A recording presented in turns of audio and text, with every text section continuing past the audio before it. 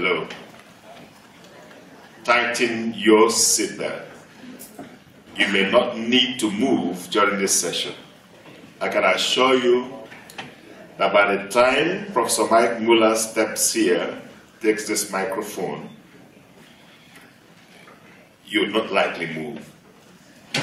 This session is carefully planned. It's supposed to be one of the high points of the Africa Focus. We've talked generally in the morning about shared waters and shared benefits. We want to be more specific during this session.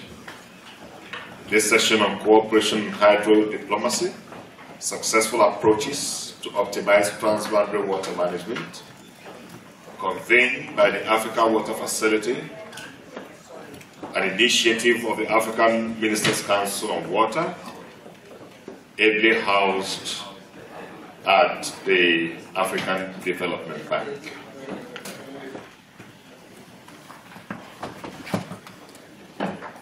I will not do the job of the moderator by giving you a rundown of the panelists that we have for this session, but all I can say is that the panel is loaded.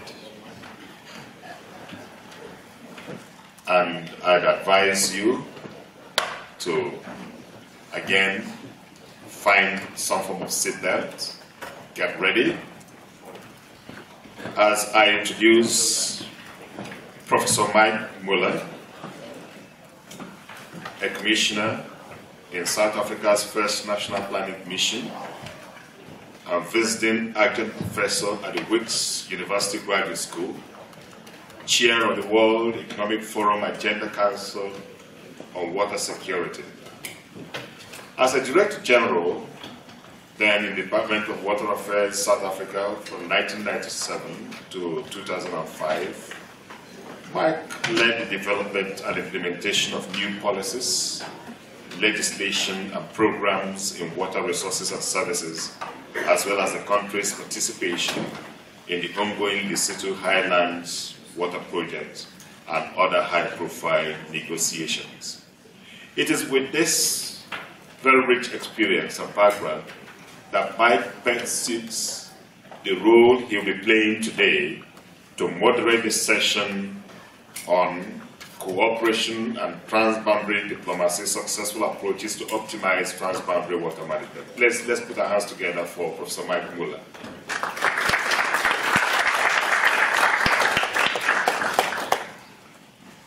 Thanks very much for that, and good afternoon. We know that the lunch is getting crowded, so I'm sure we're going to see people coming in as we go. As the chair of the session said, I'm here not as a panelist. I've had that privilege taken away from me. I've been asked to moderate this session. The session is one of the African Water Facility, correctly stated as an AMCOW institution that is hosted at the African Development Bank. It's one of our proud creations of 2002, the World Summit on Sustainable Development. One of the outcomes was the formation of the facility as will be explained to you. Because it is an AWF event, I'd like to ask Kisa Bakri, one of our panelists, but also the coordinator and leader of the African Water Facility, to just start us off by explaining what it is that the AWF is hoping to get from today's session. And once she's done that, we'll sit the panel down. So, Akisa, if I can hand over to you to start with, if you are ready to go.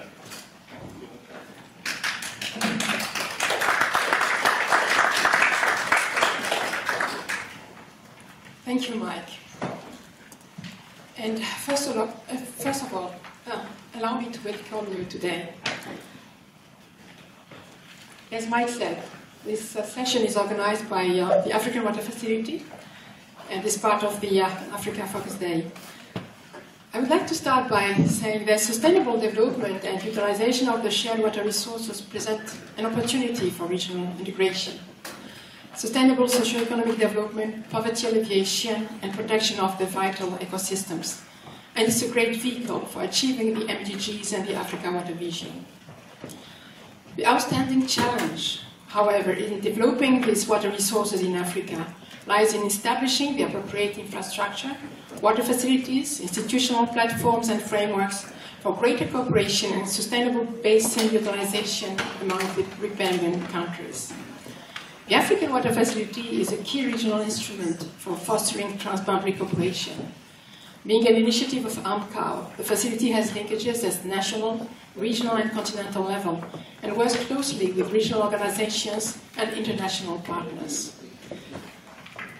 We provide support to a diversity of transboundary water resources management activities over the continent. We currently have 23 projects worth around 30 million euros, which constitute a third of our portfolio.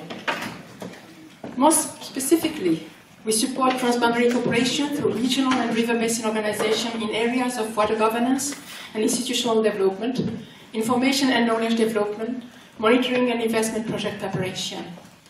Generally, the facility has contributed to the overall cooperation architecture in either initiating cooperation where it is weak or non-existent, or in strengthening and enhancing existing mechanisms. For example, we have supported the establishment of the Volta Basin Authority, have prepared IWM Strategic Action Plan for the Congo River Basin, and have also assisted in drafting the Lake Chad Basin Water Charter. The range of transboundary cooperation include dealing with challenges of shared aquifers in North Africa and shared rivers in West, Central, East and Southern Africa, as well as strengthening regional frameworks, continental and regional economic community levels. The facility's support has fostered cooperation at the basic level and facilitating common understanding of the communality of the transboundary water resources to planning and implementation of joint projects. Broadly, the facility's support has made a operational contribution in promoting cooperation on transboundary water resources management examined from the perspective of the cooperation continuum. So we have projects that are different stages along the cooperation continuum. The first stage of cooperation is related to the coordination of collection and exchange of information, assessment of resources, preparation of development strategy, and monitoring at the basin level, as well as regional and continental platforms of cooperation. For example, we have strengthened the capacity of the African Network for Basin Organization. We are implementing the Niger and Volta Basin high-cost programs. We are improving the knowledge of groundwater situation in northern Sahara aquifer system and of the Igloo Median and Théodénie aquifer systems and Niger River Basin. And we are also strengthening water information systems and developing cooperation mechanisms in the IGAD member states. The next level of cooperation is the promotion of collaboration, which implies the adoption of common frameworks or protocols to secure gains from shared water resources.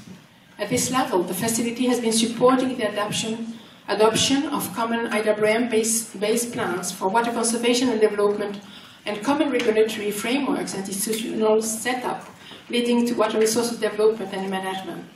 Some examples of projects include the preparation of the multi-purpose water resources development project for the Barra-Kobo-Sobat Basin in the Nile system, strengthening the economic community of Central African states, ECAS, to implement regional water policy, the preparation of the Kayanga-Geba River Basin IWM plan in West Africa, and support to SADC to establish a regional framework for water supply and sanitation planning and management.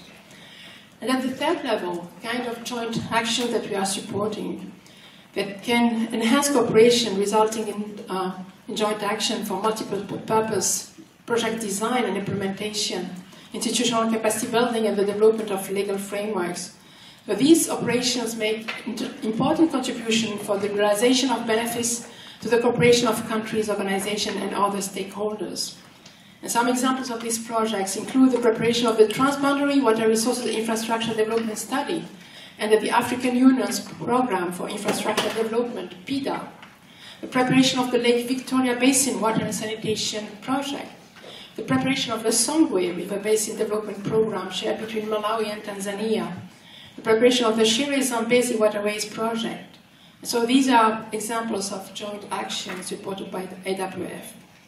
So to conclude, AWF supports collaboration and joint actions to enhance benefits at various levels, such as the facilitation of water resource development for food and energy production, improvement of environmental management and flood risk management, the design of projects that will result in increased food and energy supply, the improvement of water supply services, watershed management and rural infrastructure provision, the increase of volume of water transport of goods and services and trade, and the increase of access to water supply and sanitation. So you could see from this how broad is the spectrum of projects that we are supporting. And we are expecting from this session that we'll also get some feedback on how AWF that is focusing on project preparation, but also giving quite importance to water governance and water knowledge, how all these three pillars can work together for the better development of water resources and water shared resources on the continent. Thank you. Please, can we have some lights, and then can the panel come and join us at the table? As the panel takes their seats, I just want to add two things. Firstly, the reason I'm here and helping to facilitate is that the African Development Bank itself has decided to undertake a review of its program of action in transboundary waters. Like AWF, they've had a range of interventions, but the question is now being asked, what more can we do? How best can we structure our work to make the maximum contribution, not to water management, but to development and to regional integration? And so this session, I hope, is also going to provide some useful inputs to that process, helping to answer some of the questions that I've been asked together with Professor Albert Wright of Ghana. We've been asked to answer a number of questions about transboundary water management and what the bank's program of action should be. I also need to say that this session has a very much wider audience than just the people in the hall. It's currently being telecast, so greetings to those in Tunis who are watching it and anywhere else. It's also, as I understand, going to be recorded and made available for broader use as knowledge material and teaching material for the bank itself and for the AWF. So we're part of a bigger process, and remember your audience at home as you're talking. Having said that by way of introduction, we now need to turn to the panel and the process. We've got a really distinguished panel, and I think when we were introduced, we said there were going to be fireworks. There was a suggestion that there was going to be some gender fireworks, and maybe you looked at the program and said, well, there's 3 men and 3 women, why should that be? The one answer is you don't know some of the women on this panel. And the other is just to say that we've had an apology from Gustavo Saltiel, who's from the World Bank, running the cooperative water management program, but he's been substituted, late substitute Jacqueline, by Jacqueline Trump, who is Gustavo. Now she really makes the point. Men are a threatened gender species here. But you're very welcome, Jacqueline, and thanks for stepping in at late notice. As per the program, I'll ask the panelists just to introduce themselves to you very briefly, 2 or 3 minutes, what they do, what their particular interests in transboundary management are, and then we're going to start addressing some of the key questions that have been highlighted in our program.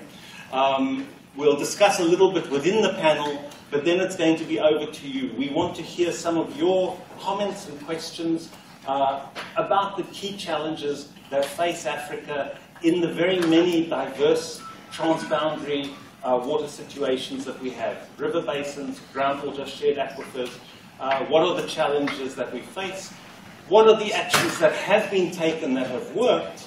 And what needs to be done in a more structured and organized way in the future, perhaps, to have more effect? At the very end, I'll give the panelists 2 minutes each to wrap up and highlight what they think are the most important points for themselves coming out of this session. So, having said that, can I turn to the panel? Akisa, you've already kind of introduced yourself, but would you like to just tell us a little bit about your background, because you're much more than the African Water Facility. So Akisa Barry, coordinator of the African Water Facility, and former IMI Regional African Director, and also, I've been working on water issues for as a researcher before moving into operations with the African Water Facility. Thank you. Thanks. And then I'm just going to go straight down the table, no alphabetical order here. So, Pat, over to you. Mike, do you just want us to say something about ourselves now, not our introductory comments? Or the next round? You can use this time for your introductory comments, please. Well, thank you very much. My name is Patricia Wouters. I'm an international water lawyer. I am the founding director of the Dundee UNESCO Centre for Water Law Policy and Science. I've just recently been seconded under the Chinese government 1,000 Talents program to establish and enhance international water law capacity in China. So I'm at the Xiamen Academy of International Law in China. And I'm here really in my capacity as GWP Tech, where I've been heading up the Transboundary Waters program. My introductory comments, I just really have three, and a preface. The preface is, it's just so wonderful to be here on Africa Day. It's just delighted. Thank you very much for inviting me. I'm seeing so many colleagues and friends from over the years. I've got sort of three questions, provocative, I hope, noting our chair. First, the question that I'm concerned about is the role of international law in promoting or implementing the duty to cooperate. In international law under the UN Charter, the fundamental rule of all of international law, not just international water law, is the duty to cooperate. And I'm interested to see what that means in a world of competing sovereign national states. So that's the first thing. The second thing I'm especially interested in the continent, in Africa, is this nested governance framework. And I have had so many colleagues over the past week when we've been having consulting partners meetings with the GWP. I've had so many African colleagues say to me, why should we ratify the UN Watercourses Convention? And what is this new instrument, the 1992 Helsinki Convention? It's now been made universal. Should Africa, should my country be ratifying this? And how does this relate to the SADC regional protocol? And what about the bilateral agreements that we have? So we have some treaty congestion and perhaps confusion. And I would like to see how we help make more of the international law through the treaty regimes accessible and important and relevant across Africa. And then the third strand really relates to building from the bottom up. And where I see a gap is in the link, if we're speaking about hydrodiplomacy, the link between the Ministry of Foreign Affairs, those people who are struck with representing your countries in international affairs, and the water resources people. And I find there is a gap there. So my hope is that we might, through higher education, develop this new generation of local water leaders where the Ministry of Foreign Affairs, who negotiate the treaties, actually know something more about water resources. So I'm looking for this new species of hydro-diplomat. And those are my introductory comments. Thank you, Mike. Thanks very much. And I think that's exactly the frame that we want, trying to understand people's particular interests and the issues which they believe are of concern. Moving on down the table, Dr. Tefera Bien from the NBI. We were joking last week, we were in a meeting in Entebbe, and he said, oh, but we're going to be on the panel together next week in Stockholm. So I'm delighted to have him here. We can continue last week's conversations. Over to you.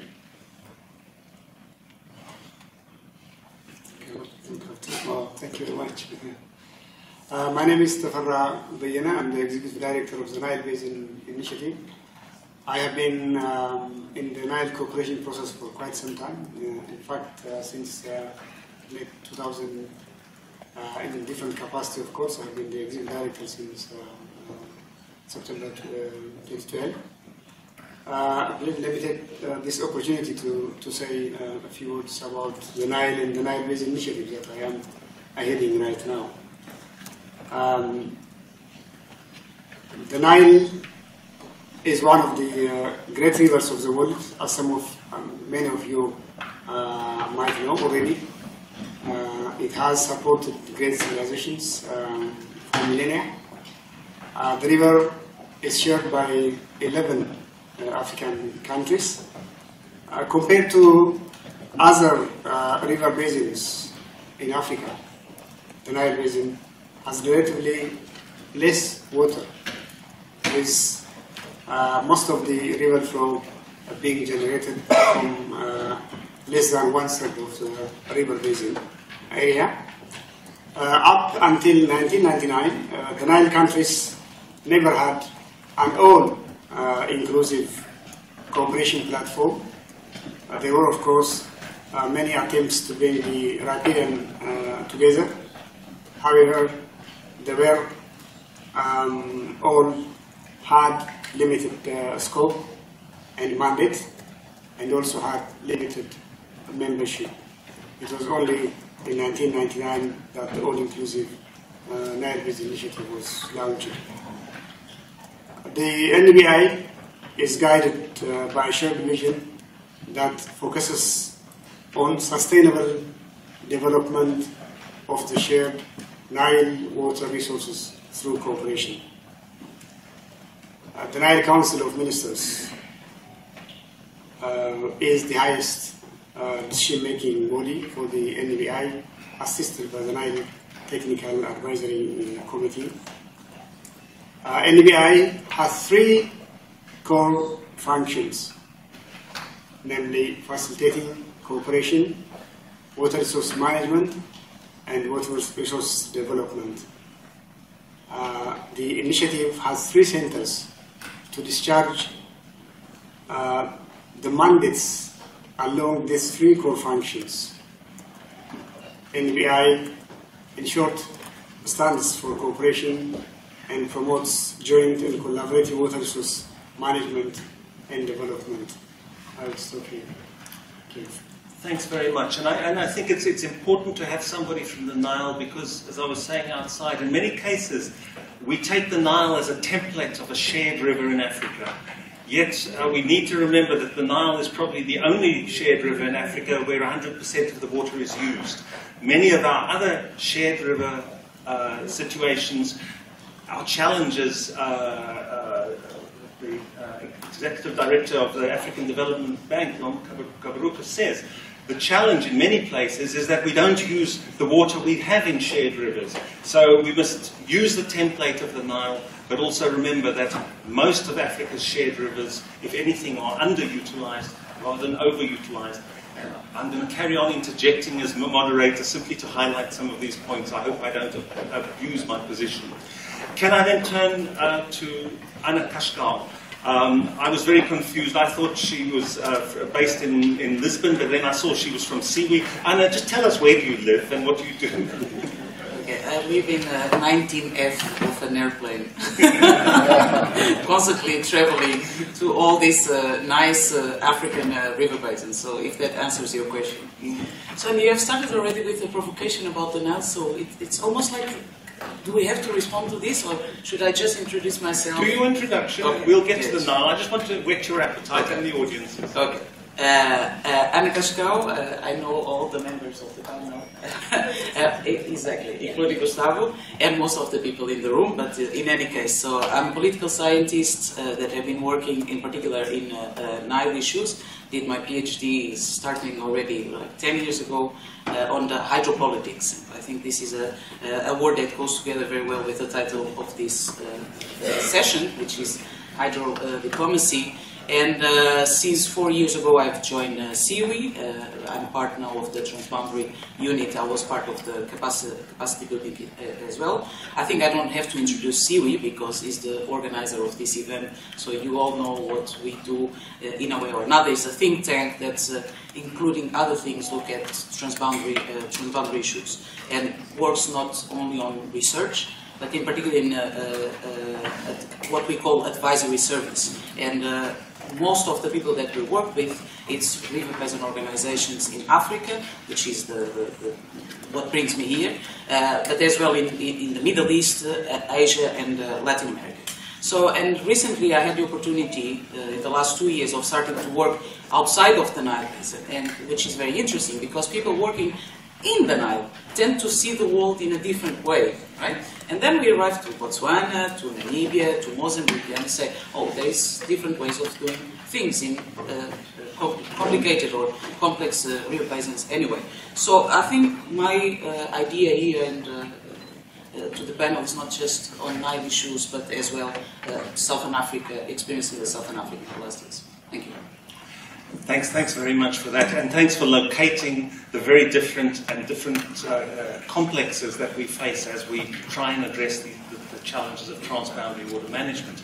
Jacqueline, I don't have any brief for you. You're clearly not Gustavo, we know that.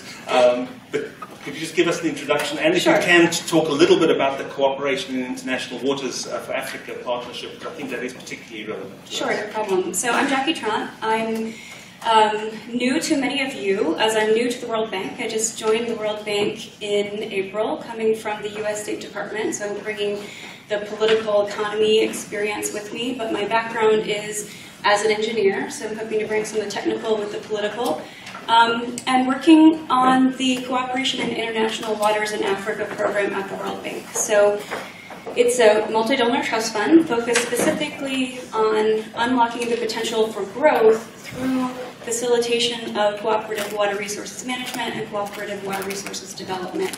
We do many of the things that Akissa mentioned in her discussion, and we're working on some collaborations. And because of that, we actually have many of the same questions that you're struggling with. So some of the questions you put out in your introductory remarks along the lines of how do you balance knowledge with investment preparation are also questions that we're struggling with. We've been sort of framing it as the 3 I's: information, institutions, and investment.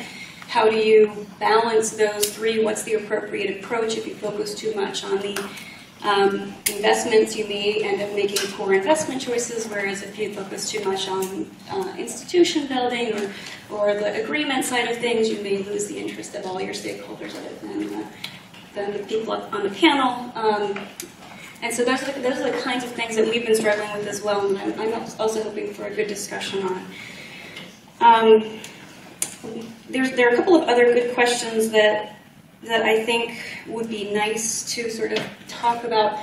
One of them that comes to mind that we've been struggling with is time frame. So time frame for results, time frame for keeping people's interest, time frame that is either political or development oriented or investment oriented, and how can we balance the interest in information and investments with the actual realistic time frame it takes to build an institution or come up with a regional investment. So that's something that maybe we can talk about a little bit as well. Okay, thanks very much. I think you'll see we've got a really interesting panel, ranging from the lawyers and the political scientists. Delighted to see engineers and water quality specialists. I mean, you used to be one, at least.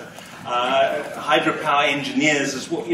We've got a nice balance, and I hope, because of the balance from different regions and interest in different places and different issues, we'll get a good discussion.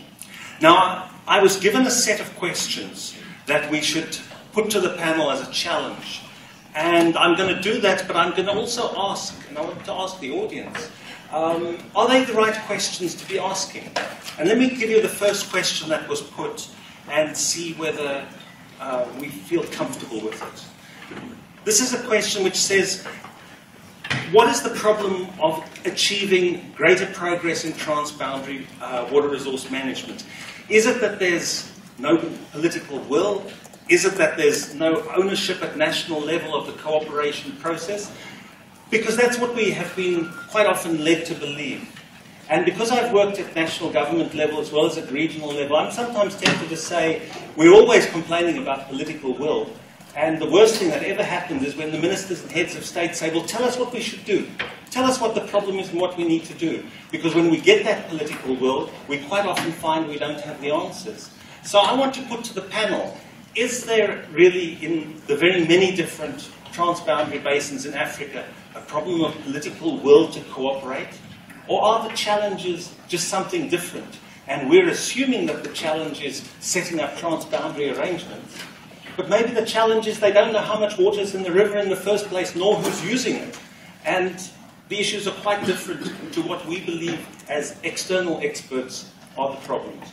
Who'd like to take that? Keith, actually, you helped to structure that question. I'll throw it to you first. I think that there are different situations depending on the pressure on the water resources. So your question, I would say yes and no, depending on where we are and depending on the basins. So as you said, there are different situations depending if it is, on the basins and the use and development of the resources. First of all, it's clear, when I see our portfolio, the number of projects that were related to water information and water governance. This is the bulk of our, the requests that we get. And so it means that when we look at the, again, the cooperation continuum, there is a need to provide the information first, assessment of the water resources. And there are quite very interesting projects that are ongoing, actually, and that are needed. You cannot start investing in a project if you don't know what is your resources, if you don't put the water information systems in place. And we are doing this, so even if we have been told that we have to do more project preparation, but unless we have this, we cannot.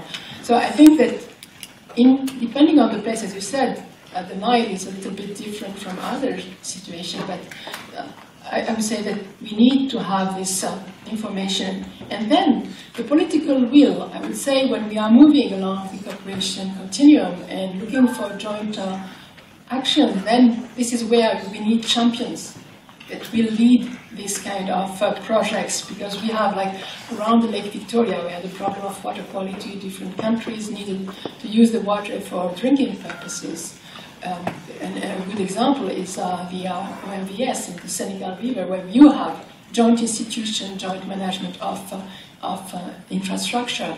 So when we think about the three I's, the information, institution, infrastructure, it's clear that we need the three of them, and depending on where we are, there will be, this political will be expressed, at one point in a stronger way, but it is needed in order to have any. So I will, not completely share your point, but I think that is really needed in order to have things moving, and that there is this growing awareness about the need to share, the need to develop the resources for the benefit of the population, but also and to protect them at the same time, and to have for the different users.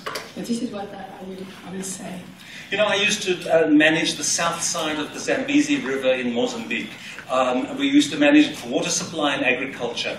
That's a shared river, but there was never any shortage of water. All those upstream countries let the water run down. In fact, sometimes they let too much run down. There were floods. So who else on the panel wants to take up this issue?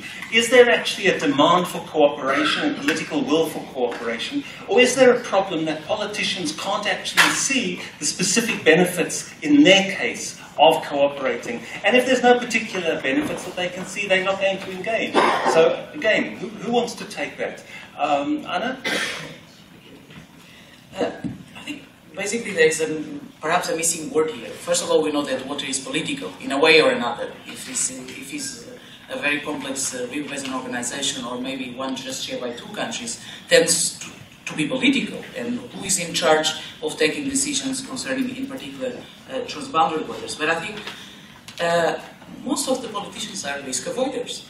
They try to avoid risk. And this is a word that should be in our dictionary. We talk about benefits, we talk about costs, but more associated with investment. But this idea of taking risks. And I think one of the risks that is usually not even considered by researchers, institutions, is the risks of no cooperation. So if we say, oh, what is in there for me? There is a dam, there is an agriculture project, and you can see, the different countries can see the benefits. But what about if there is no cooperation? There's a lot of situations could have been avoided, be it drought or related to droughts or to floods. And I think we don't consider enough the externalities of that no cooperation. And we should start thinking about it. And we can see this in several different cases. Other members of the panel, would you like Pat and then Fer? Thank you, Mike. From a legal perspective, the issue, I thought the last speaker in raising the temporal issue, how long it takes to develop cooperation, is an interesting one. And so we look at the origins of the Law of Nations, most recently in 1945, captured in the UN Charter. Why did we have the United Nations Charter? It came after the Second World War, after two horrible wars, to try to create this community of states who agreed that war was not the way forward. We have to find peaceful means. So we use the UN Charter as sort of the foundation for the reason for cooperation. Article 1 says that the purposes of the United Nations are to promote regional peace and security and to advance the fundamental freedoms of all. In my work in looking at transboundary water resources, it's really the articulation and attempted implementation of that higher level objective in treaty regimes. But how long does it take? How long does it take to find cooperation in a constellation of competing sovereignties? Well, the UN Watercourses Convention, that's just one multilateral instrument, took some 30 years to study, to get through the UN system, to be adopted as a UN resolution, and only now, after another 20 years, will enter into force, and it will enter into force. It will enter into force probably in December. The point I'm trying to raise, Mike, and the point that is missed out often by the donor agencies and the banks, is that in transboundary water resources, like in international law, there is a long horizon. And so you should not rush things. It takes, in a multilateral context, you might have 200 states in there. I've studied and know quite well many of the negotiators. Mike, you've negotiated a treaty, bilateral, multilateral, probably easier.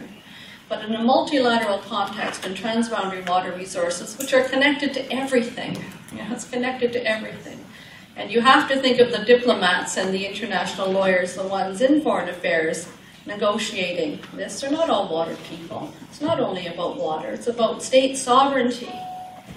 And unfortunately, we see that there are strong limits on state sovereignty. And so what I'm looking for in my work is actually to see how we have national, because it is national leaders, promote the fundamental interests of the nation state in a way that moves beyond strict state sovereignty into a higher level objective. And that is very aspirational and really hopeful, but I honestly believe from many of my students and sort of the anecdotes that I have, and many of you have been to Dundee already, and now the people I'm working with in China, I see this new wind, this new generation who think about things differently.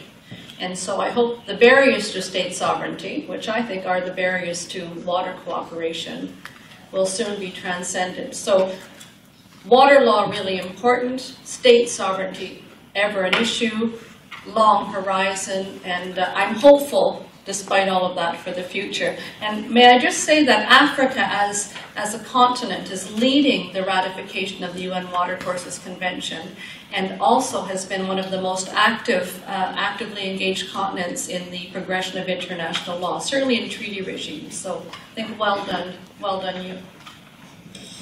Tefera, do you want to come in on that issue? Yeah, I wouldn't say that there is a complete lack of political will for cooperation, for cooperative development or projects in the transboundary river basins. If you take the case of the Nile, of course, the cooperation hasn't gone as far as we wanted it to be, and there was a lot of enthusiasm about cooperative development in the Nile Basin some 10-12 years back.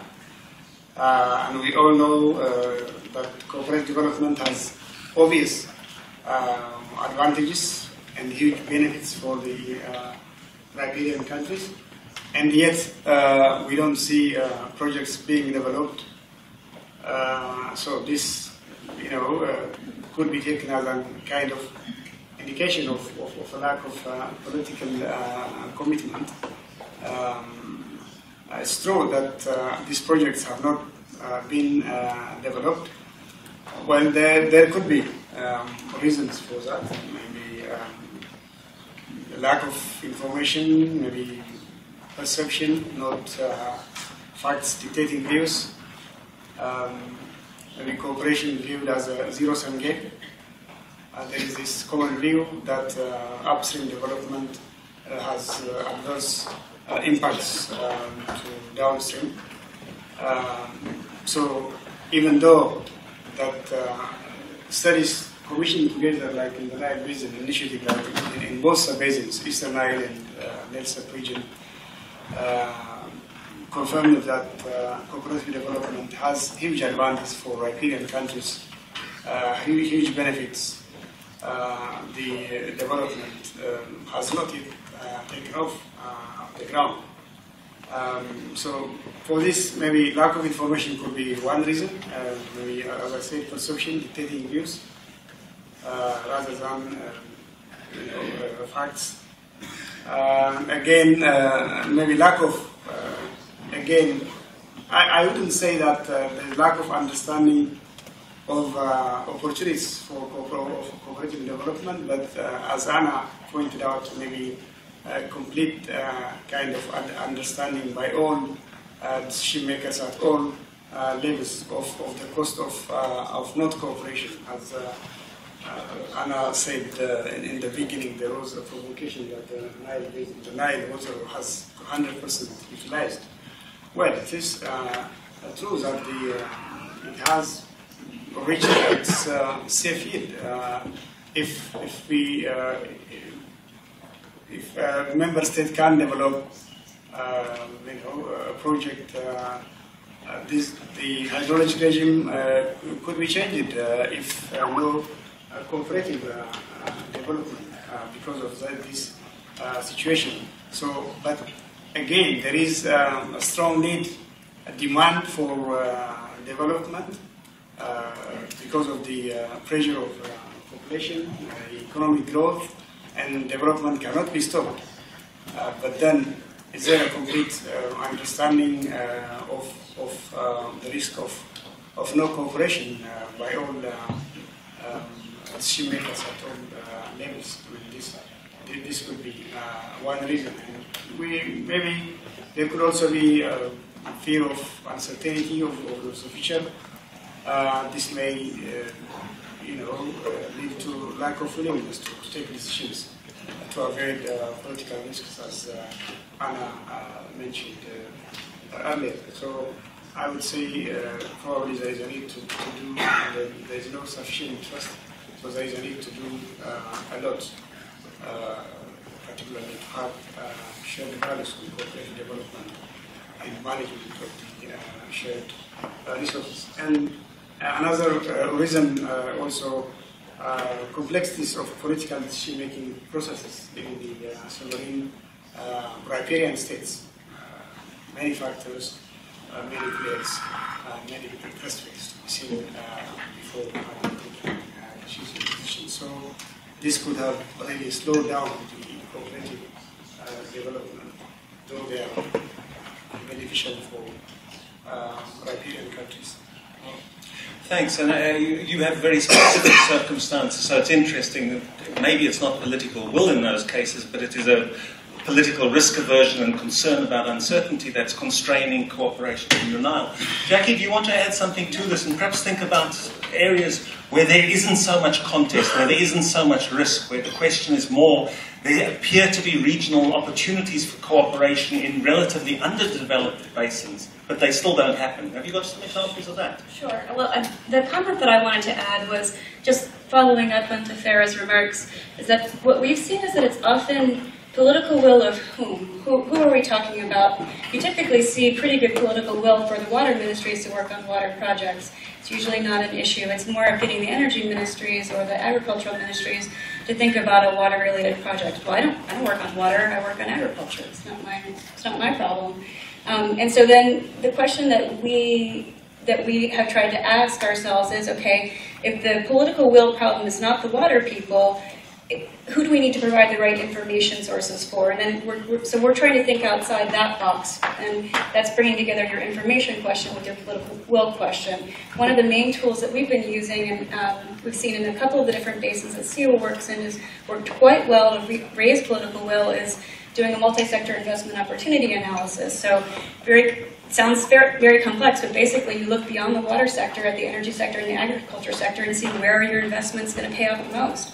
And so then you're essentially providing the right information to raise political will of the people who actually make the decisions based on economics. So. That's music to my ears, because with one of my other hats on as a commissioner of the National Planning Commission in South Africa, what we're trying to set up is getting the planning agencies of the different countries talking to each other, because we see whether it's in power or agriculture or water, if there's a power opportunity in one country that depends on the water ministry of another country, they don't talk to each other. And so we might have very simple institutional obstruction that is nothing to do with political will, but maybe just to do with the failure to identify opportunities.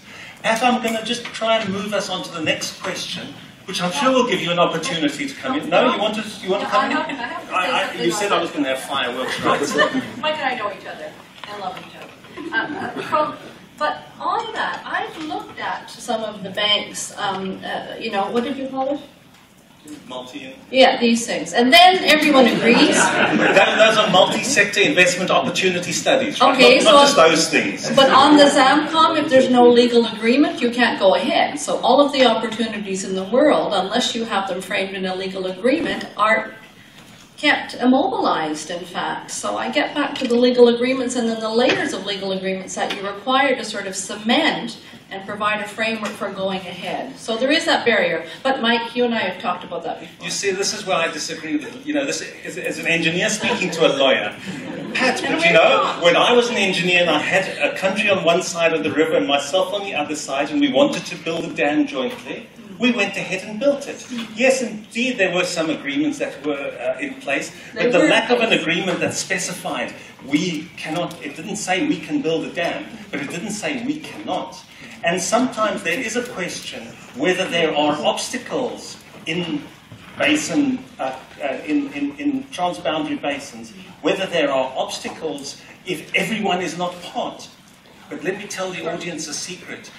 We were asking for examples outside of good transboundary cooperation, and somebody said the Songwe Basin between Tanzania and Malawi is an excellent example of good river basin cooperation.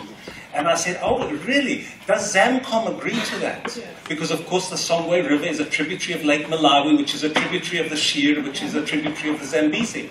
And they said, oh, I hadn't realized that that was a transboundary. It didn't matter. What mattered was the two countries practically wanted to resolve a problem. So, what are the main barriers to cooperation? The next question. Are the barriers actually this lack of structure, lack of political will?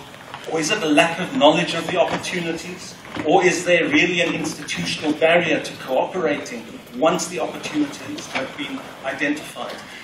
Which order should we start in? Does anyone want to answer the question, what are the real barriers? Because I would challenge you in saying that political will may be a problem, but if the opportunities are clear, politicians have a way of actually taking notice. What are the real barriers to cooperation? Where are there cooperative projects that aren't happening? And perhaps, Tefera, you've got one or two of those, as you've mentioned.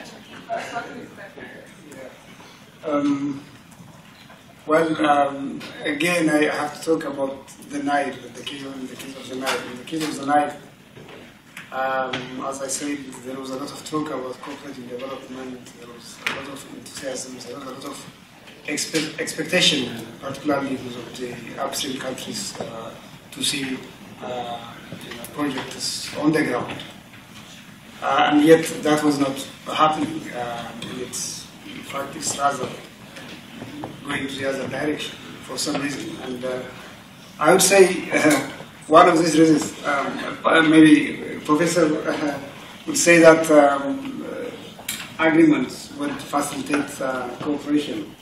But in the case of the Nile, actually, agreements are the most stumbling blocks preventing actually cooperative development projects, I would say, be it existing agreements or otherwise. Like in the, you know that NBI, the Cooperation on the Nile has been following two tracks, and one was negotiation on the legal and institutional framework agreement, and the most sticking issue in that negotiation process was, again, this agreement, like the existing agreement.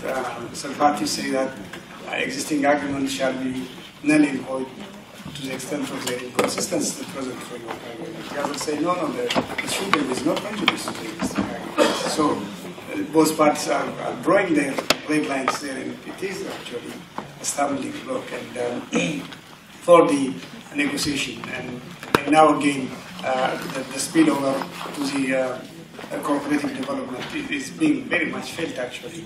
As some of you might know, there was a talk about joint multi-purpose projects in the Eastern Nile. Scoping studies was done, but to find out if there is a space for cooperative development. The answer was yes, there is space for cooperative development. It's beneficial. Unless you cooperate, the risk to tension will increase. And yet, those ideas even are there. In the Nile Basin, that's where we have the biggest potential for cooperative development. And yet now, we are not talking about cooperative development in the Eastern Nile. We talk about software, maybe involving academics and the like. And the problem for this is again this issue of agreement. That's one issue. And the other one, I would say, the disparity of development among the European countries in the Nile Basin. It's obvious that the lower part of the basin is developed. We are talking that the water is fully kind of utilized. But the upper Iberian countries, they have not developed. There is a big pressure of population, economic growth, demand for energy and food, and whatnot. And so there is big enthusiasm about cooperative development. So there is, the sense of urgency between the riparians are not the same. The one that is being pressurized, or there is a big demand of development, energy and food, is pushing for cooperative for development, and the other party, the urgency, sense of urgency is less. So that actually hinders cooperative development in the region. I think I would stop there.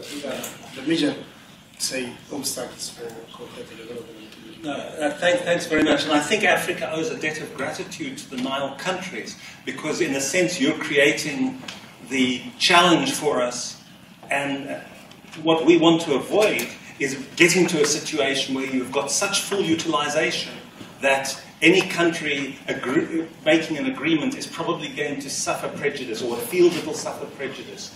And isn't the challenge for us here to try and develop agreements before we reach that phase? And I'm asking that question because one of the propositions that I was asked to put to the panel is this question. Should we be focusing on getting the agreements in place about what countries should do on their rivers, on their shared rivers, focus on getting basic agreements in place before we start worrying about cooperative projects? Is it perhaps about building the trust and discussing those future opportunities? Because if you start discussing those early enough, you can get the balance of interests perhaps sorted out. If you wait till the end of the process, perhaps you're in difficulty. Now, Anna, you've been looking at this in other rivers than the Nile. So turn to the Zambezi. 5 or 10% utilized, if the water's utilized. Actually, probably less than that if you take away evaporation from hydropower dams, which is always a questionable use. What do we need in rivers which are relatively underutilized to create the foundation for future development between the countries? I think what other examples from the Southern Africa region show, and most likely there is not in the Zambezi, is vision. I mean, one has to look further, and not the next 5 years or 10 years, because usually politicians, which most likely control this folder, are looking for the short term. But if we have this kind of exercise, like the opportunity analysis, but looking at the extreme cases, okay, let's imagine that there is full cooperation. What happens? Let's imagine that there is no cooperation. Let's put it that way. Can Mozambique, the downstream country, in 9 transboundary river basins, afford not to cooperate? Of course they cannot, because they are downstreams of all of them. There's opportunities in the Zambezi, in the Limpopo, in the Rovuma, etc., etc. The question is that how do you bring these people on board? Because no country is going to cooperate if they don't see benefits, I mean tangible benefits. They can adopt it as a discourse, and they do it very frequently. But the question is how do you move forward? Because I'm not going to comment on the agreements or no agreements, because I think PATS is better for that. But usually there is a need for a framework, guidelines, and that exists in the SADC region with the SADC protocol, which it's not guiding where the dam is going to be located or not, or but there is the principles, and one of them that is very important, and that should be used perhaps in others, which is somehow also adopted by the European Union in other contexts, is this idea of variable geometry. Those that are ready to cooperate, they can move on. They cannot be waiting for the others to cooperate, because it's the one that doesn't want to cooperate that has to bear the responsibility for not cooperating. And that can be for the Zambezi, for the Nkomati Maputo, for the Senegal. And why the Senegal is a good example? Because they had vision, and because they had an agreement. Could it have happened without agreement? Most likely yes. But it's not because they have two projects that are successful. It's because the institution has political power, and political power delegated by the states, which is not the case. Okay, I stop. Jackie and Kisalu, I see both looking interested. Do you want to come in there? Yes, I would like to come back to this vision, because this is exactly what we are also supporting in the case of the Sambre River Basin. It's a shared vision, and there are a number of projects that are derived from this shared vision, and this is the first thing that we are contributing to the development of this shared vision.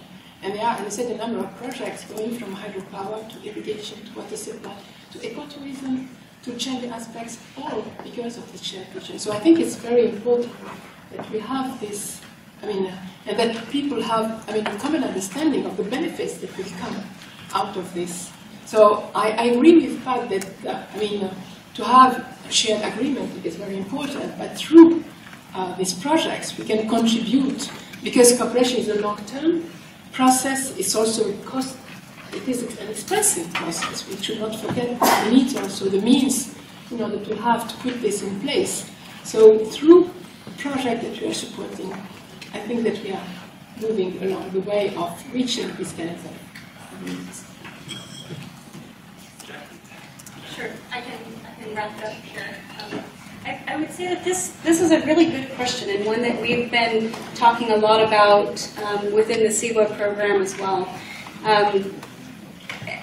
Facilitating agreements and building institutions is very important, and something that we've been focused on through the Nile Basin Trust Fund and other regions of the world for decades now. But one of the lessons that we've learned is that if you don't have the actual action on the ground, as we keep calling it, if you don't actually facilitate investment, you don't make that link for the riparians, it's basically development partners and the World Bank talking about how important institutions are and how important the agreements are. And you get some really important players like the downstream countries that are really interested in making that happen as well. But if you don't show how results actually happen and what the realistic time frame is for that, you lose interest. You lose the interest of the people who actually need to be sitting at the table making those agreements. So finding a balance between those two is what we're really focused on. How can we meet that balance and walk in lockstep with the riparians? On the Cooperation Framework Agreement on the Nile, for example, I see this really as the embodiment of state sovereignty. It's not a failure of international law, it's state sovereignty at its best. And the way I would, and I've said this before publicly, the way that I would address the current impasse on the Nile, because, when I was in Kigali just a couple of years ago, I saw magnificent progress in cooperation on the Nile and all sorts of activities and projects. And so as a lawyer, people came to me, well, this agreement is not working. What you have to do is be less lawyerly about it, forget about Article 14, realize it's not about rights, it's more about procedure. The more that I am involved in this area, I think we have to elevate the importance of procedural rules and mechanisms, institutional mechanisms, and that really is how we get cooperation going on the ground. You still need the agreement, The best incidents of cooperation across Africa and across the world are, sorry, but they're with agreements, and those are treaties, and that's where you start. You know, I was looking at the Niger, for example, the Niger Basin. People ask me, which agreement first, the River Basin Organization or an allocation framework? I said, it doesn't really matter, but you need a framework. And in international law, the governing rule is equitable and reasonable use, something for everybody, most of the time, based on balancing of interest, including sharing benefits or not. But it's not this fancy thing about, let's share costs and benefits. It's about equitable and reasonable on this watercourse at this time for these people and these uses. And it moves and it changes, but at least it's within this legal framework. In this context, where you don't have a regional agreement that applies, the UN Watercourses Convention can help. Why? Not because of Article 5, 6, and 7, although Article 5, 6, and 7, which set out the legal framework, are helpful. It's because of Part 3. Part 3, the rules of procedure, which set out sort of what you have to do if you want to develop. You give notice, wait for this time, this one comes back, they don't come back, you do this. And it's really a transparent, operational engagement and cooperation based on procedural rules. And then if you throw in an institutional mechanism that works, hey, we've got a chance. So that's what I think. It's interesting that the tension between the practitioner and the lawyer, we negotiated an agreement between Swaziland and Mozambique and South Africa on a very contested river. There was a simple reason. Swaziland wanted to develop irrigation. They were told they wouldn't get funding unless there was an agreement in place. Mozambique wanted an assurance of water for their capital city. South Africa wanted to show that we're not the big bad hegemon, we aren't the sort of power that's going to decide everything, that we can also cooperate. So all three countries had an interest, they could see what it was. It was a really easy negotiation, although the water was very stressed, because the countries had clear interests. And a nice agreement. I believe that if you can identify those interests first, the politicians follow, the institutions follow. So we actually do have two quite diverging approaches here. The one which says get your framework in place, and the other which is a very pragmatic approach, a very functional approach, which says where there's opportunities and where people can see the joint opportunities, they will move. And maybe actually we need a synthesis of both. Is the problem one of information? The last question, and I hope you're provoking some interest in the room here, because I'm going to turn to the audience shortly. But the last question to address is the problem one of information sharing? Should we be doing more to share information? And then I would ask, what kind of information? Is it hydrological information? Or what would be more important, perhaps, is information about the power requirements of neighbouring countries so that we could see what the hydropower potential market is. We always tend to think about information on hydrology, but sometimes we don't look at the market opportunities for shared work in another sector entirely, whether it's agricultural power or even in environmental conservation. So, who wants to go on information? Akisa, you said that a lot of the requests that come to AWF are about information, and certainly visiting RBOs, they've all said, we need more information and people are reluctant to help us invest in hydrology. Is this hydrology that we need to invest in, or other kinds of information as well? I think that we need all kinds of information, but of course hydrology, but also the hydrogeology is also very important, and we've seen now from one of this project in the Illumedian and Caudine aquifer and Niger River Basin, how we can get really, and in a very short period of time, very, very good information on, for example, the water resources assessment and groundwater resources assessment. But we need also to share this information to make it available. As I said, not only this, but also about the need, power, irrigation, population, all this has to be shared. I remember that, one thing that David Gray was pushing for is for open source information. And this is, I think, something that we need to move along, because we are pushing and doing, supporting these projects, as I said, that are quite expensive on the Volta high costs and the Niger high costs we put in place in Mali and so on, a number of information systems, a number of equipment and so on. Sometimes people just wonder how they are going to maintain it, how they are going to collect the information. This is also very important. But we need them also, especially when we are talking about climate change modeling and things like that, when we don't have the right information in place. So we need all this kind of information, but also to share. And so it's based also on building this confidence and trust between the different countries, the different partners, and to move along. I mean, in order to say this information is no more going to be really something like this secret that we should keep for ourselves, because there are other means now to get this information, we like it or not. So we have to be more confident by sharing this information, putting the benefit on the table and saying how we can better use these resources for the benefit of the population, for poverty alleviation, for the ecosystems and so on. And this will, I mean, benefit everybody. Colleagues, on information, what kind of information sharing do we need? Is information one of the barriers? I think perhaps more important than if the information is available or can be made available is that what you do with it afterwards, because you might have the best DSS type of system in place, but the question is that it's being used in the decision-making process, not just at the regional level, but at the national level as well, because otherwise, if countries are working with different types of information and taking decisions based on studies that most likely are not compatible, so we do have a problem here. I'm not really an expert in this kind of issue, so I think I will stop here. But the idea is that, yes, information is needed, but how do you make decision makers use that information in the best way to inform transboundary decisions or transboundary settings? I couldn't agree more with Anna. The point is not only gathering the information, but also having the right people in place that know how to use the information to do something with it, taking the pragmatic view once again.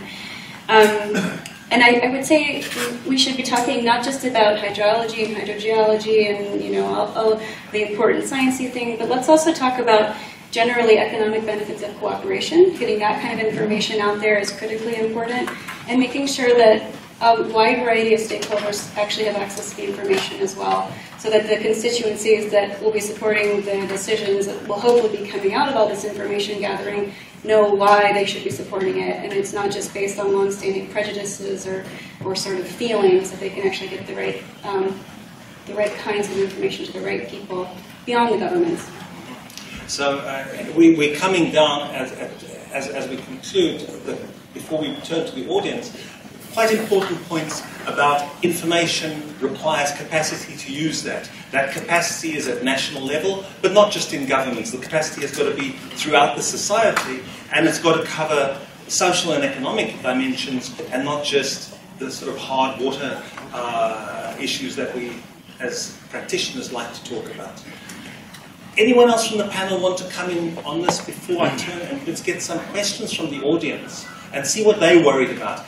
You might think that this conversation has no bearing on your real life and real concerns.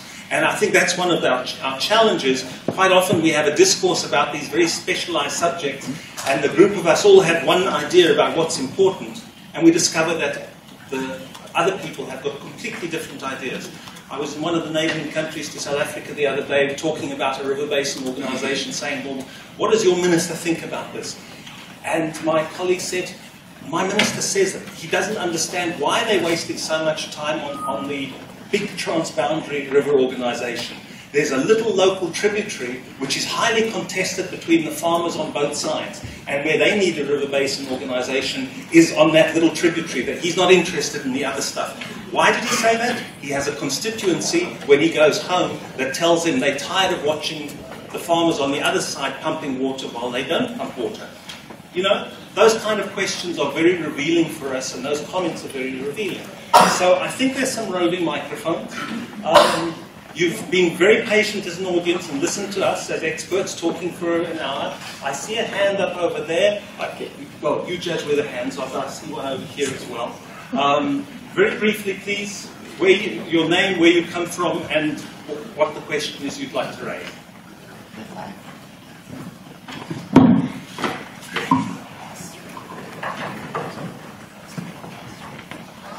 I was trapped, not in a legal morass. My name is Robert Van Leeuwen. I come from New York, where I'm an attorney and a diplomat, and I work with the UNFCCC on climate change negotiations. Patricia doesn't need me to carry her brief for her. She's very, very articulate and a brilliant lawyer.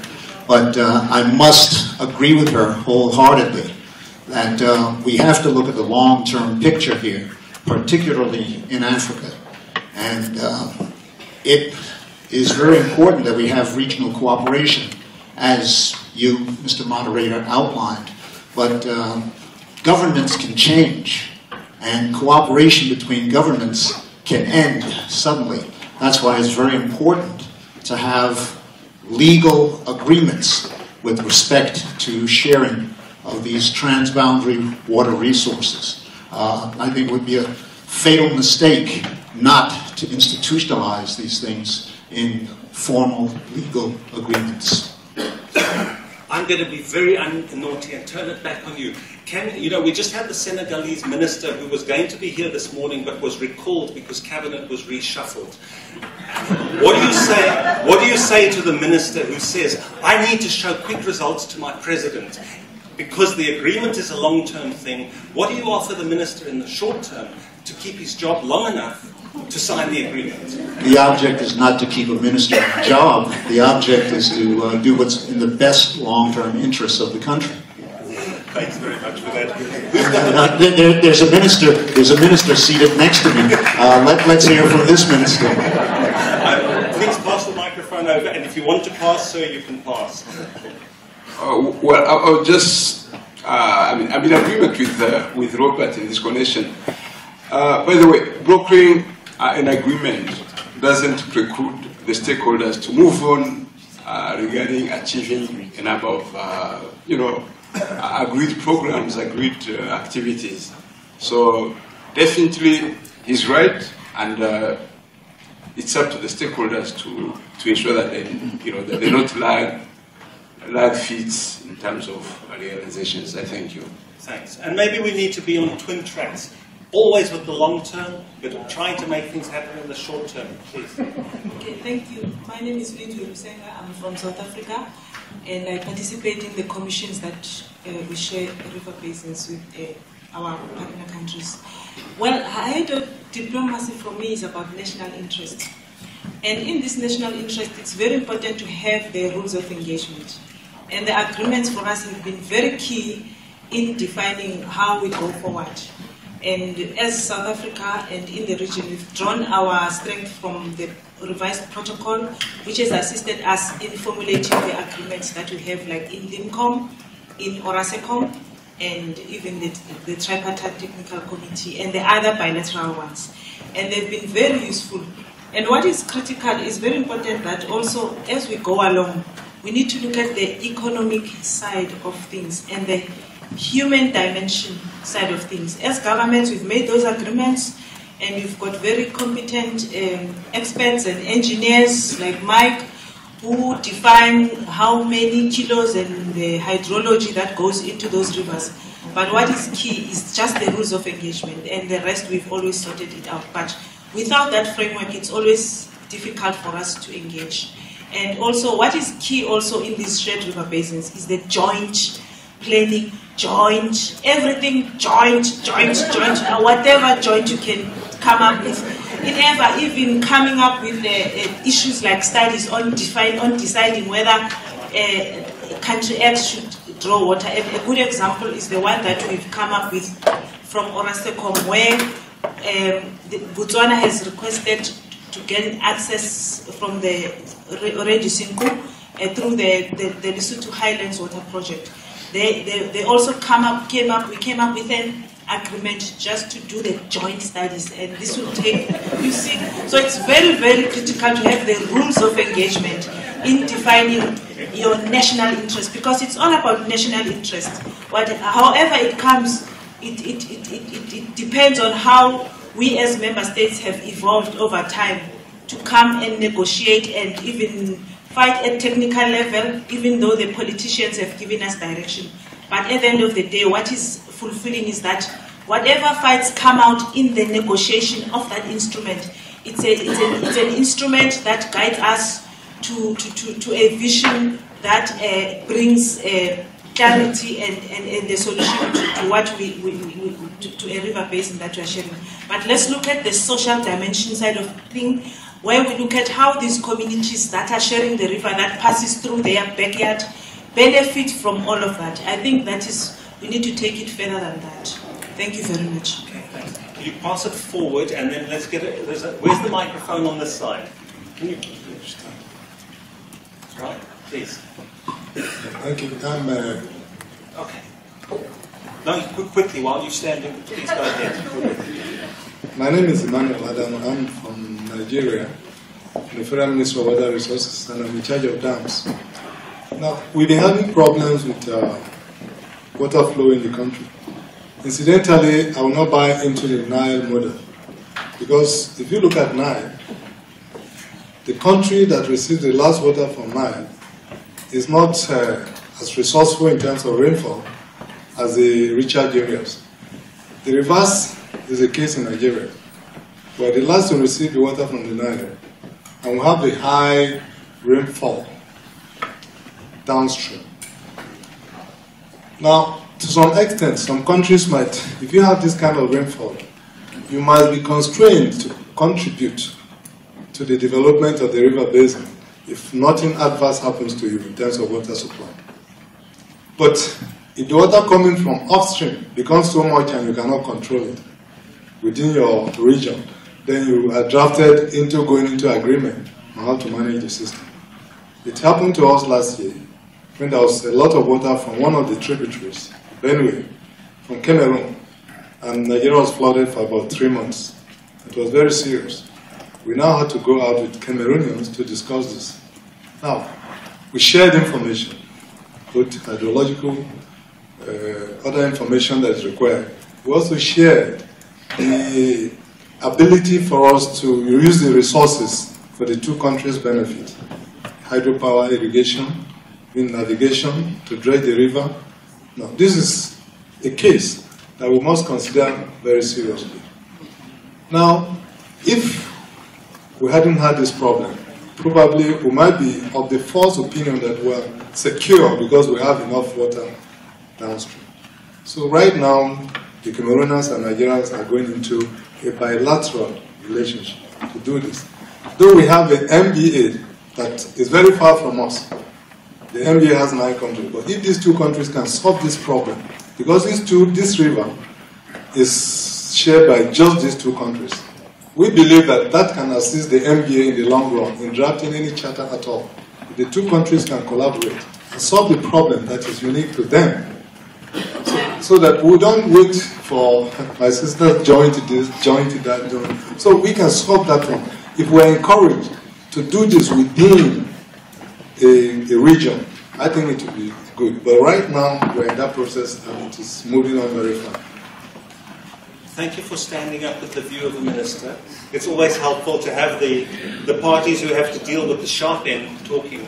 And I think it is so useful to look at the long term, as you were saying, and the short term. What happens when there's a flood? Did you have the information coming to warn you? And is there anything that you're planning to do to avoid it in the future? That gives you something to talk about, but that long-term agreement remains very critical. I mean, that's the message we're getting. Other hands, I've lost track of where the microphones are. Can you do the distribution? Ginger, you gave me the microphone. I'm not talking as the Executive Secretary of AMCAO.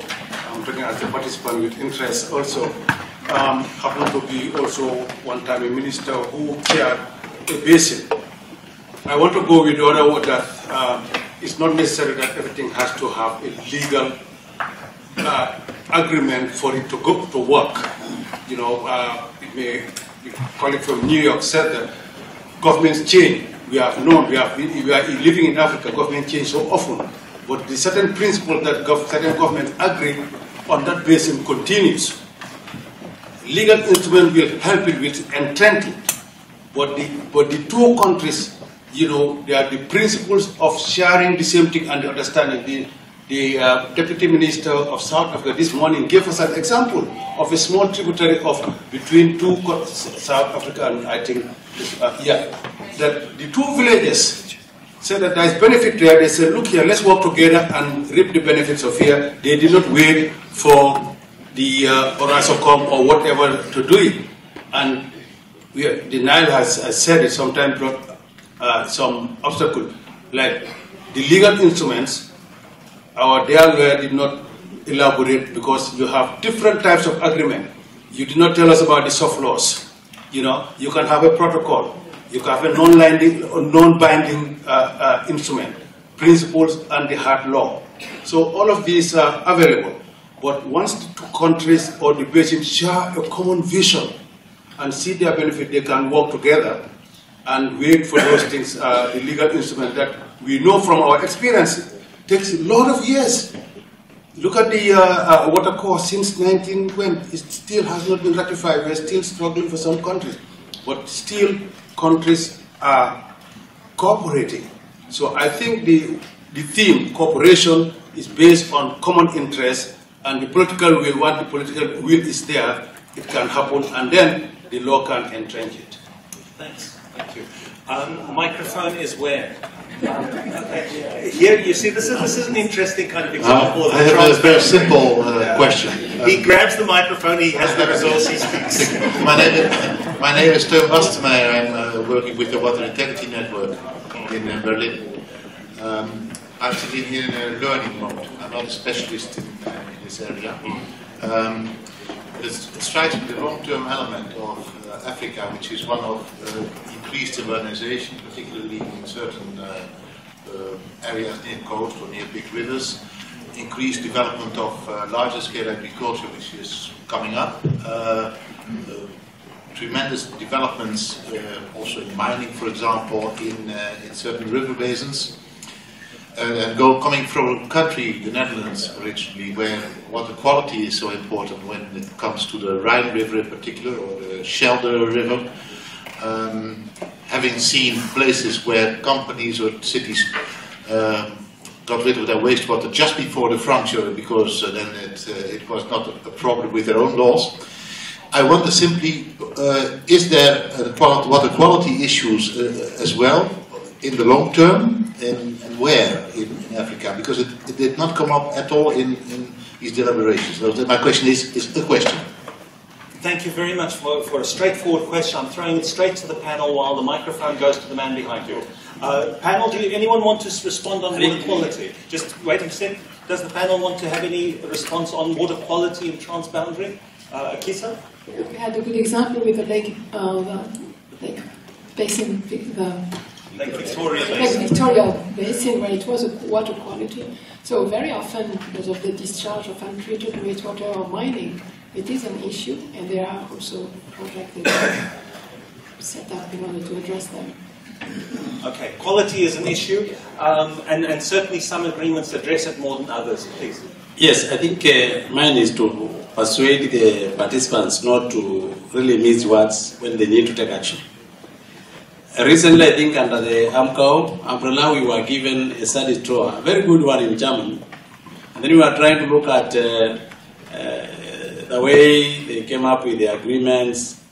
I think it's the River Rhine where they thought it was not necessary, and then I think at one point there was a problem, I think, in either Netherlands. And I think within a very short time they came up with an agreement, legal instrument, in order to manage the river basin itself. And even created a commission out of that accident. Let's call it an accident. We should not wait for accidents to happen. I think about the South African way. These small things of two countries coming together and then they agree short-term business, that's not the way to go. For example, I can give you an example of my own country. I'm from Kenya. We have very good relations with Ethiopia in terms of managing the shared water resources. We had a standing committee.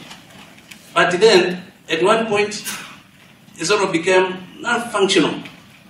We are now getting one another seriously to come up with the rules of the game, like the way that lady was saying. Yeah? And therefore, a legal instrument. You may be my friend today, and tomorrow you are not.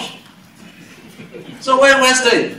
In fact, be true to yourselves and be true to the future generation. Shared water resources, according to me, you need those legal instruments. There's no shortcut. Thank you very much. Thanks for that. we're coming to the end, and I'm given very firm instructions about coffee time.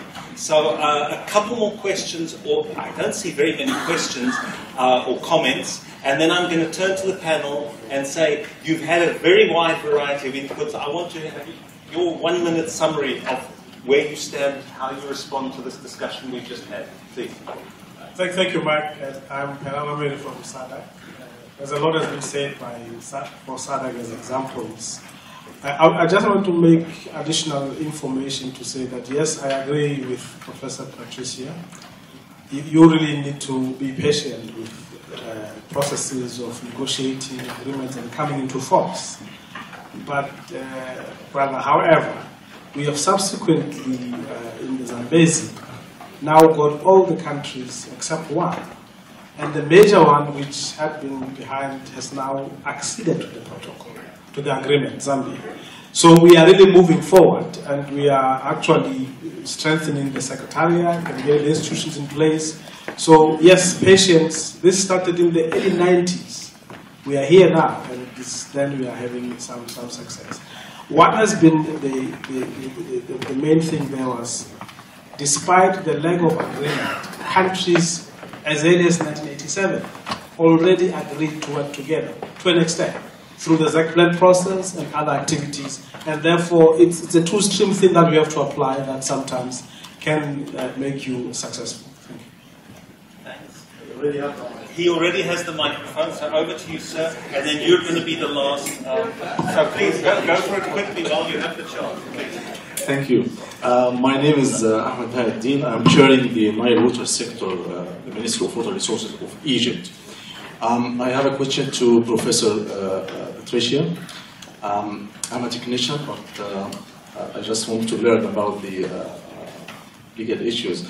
But before my question directed to you, I just want to clarify a very important hydrological point regarding the Nile waters. You have mentioned, or many of you have mentioned, that 100% of the Nile waters are utilized, and this is, in a hydrological point of view, is not correct.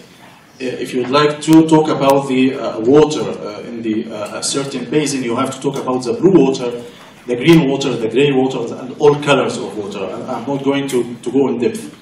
My question to Professor regarding, you have mentioned that the UN Convention 1979 would enter into force by this December.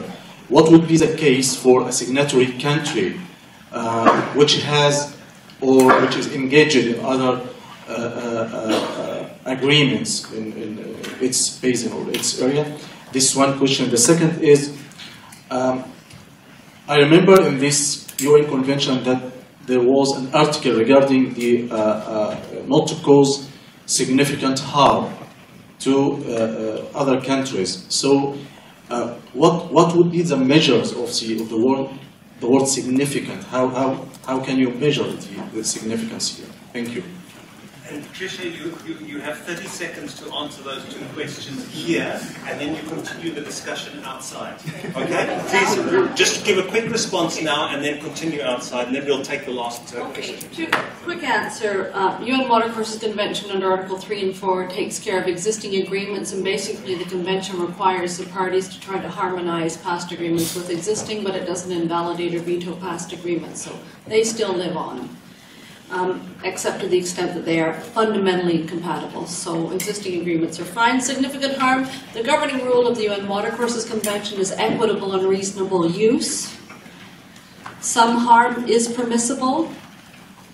Probably not significant harm, but it depends on technical assessments. So equitable and reasonable use, and it depends on a case-by-case basis, looking at all those factors in Article 6. But I can tell you more later. Thank you. Last one. Please. Okay. Thank you very much. My question, I'm called Innocent Kabenga. I'm project manager for AMBO GWP project on strengthening the institutions for transboundary water resources management in Africa. My question goes to Anna. Anna mentioned something that I think is very interesting. She talked about the cost of no cooperation. But I would like to know how much information is out there. Do we take for granted that people know what will happen when there is no cooperation? Because most of the time when you are talking about transboundary water resources cooperation, how it's important, people talk about benefits, and you can have a lot of quantity of benefits. But I do think that if you were to have the same or even more quantity of non-benefits or negative, they could add to benefits to make people cooperate. Because the negative side of no cooperation is an incentive also to cooperate. But how much information there in the training and capacity building, how much information people get, the decision makers, so that they know that the cost of no cooperation may be even higher than. Thanks. I'm going to let you answer, Anna, and then I'm going to ask each member of the panel. After this really wild and rich conversation, what is the one important issue that you think should be highlighted for successful boundary cooperation? That's the panel's homework now. But Anna, quickly a response to that? Yeah, very quickly. I think that job has to be done, right? I mean, studying for each particular river basin, and we could look at from a local perspective, national perspective, transboundary perspective, what are the costs of no cooperation. I mean, this would be the status quo. If nothing happens, ceteris paribus, as it says in Latin, what happens? And then, most likely, countries could understand, or actors or stakeholders could understand better what is in there for them. Because they understand, okay, so there is this risk. And I think one of these risks that could be associated is the reputational risk. What is a reputational risk for those that decide not to cooperate? This has to be factored as well. Okay. Thanks very much. Let's start at the other end of the table. Jackie, one key issue that is key to success of transboundary water management.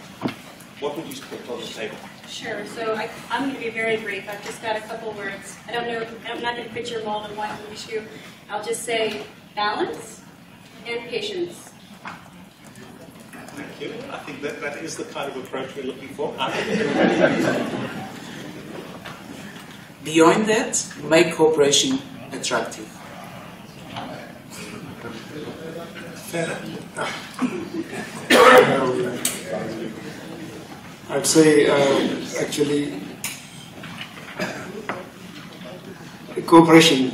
I'd say like Lydia now up there said joint. I'd say cooperation. Cooperative development has huge benefits for riparian countries. It maximizes the share of the pie of each and riparian country. Riparian countries has to cooperate. Pat? I just have three short things. Peace takes time. Peace takes people. And the duty to cooperate is required in international law. Two things that we need it is a short-term and long-term process. Cooperation is a dynamic, iterative, and adaptive process that needs trust and confidence. Okay. You know, out of this very diverse...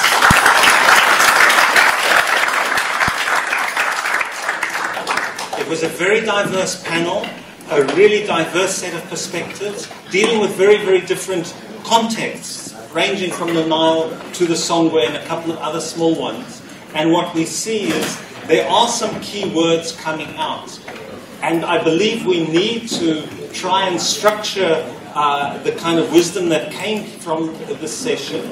We will do that, both through the AWF and through the African Development Bank's current transboundary waters program of policy review.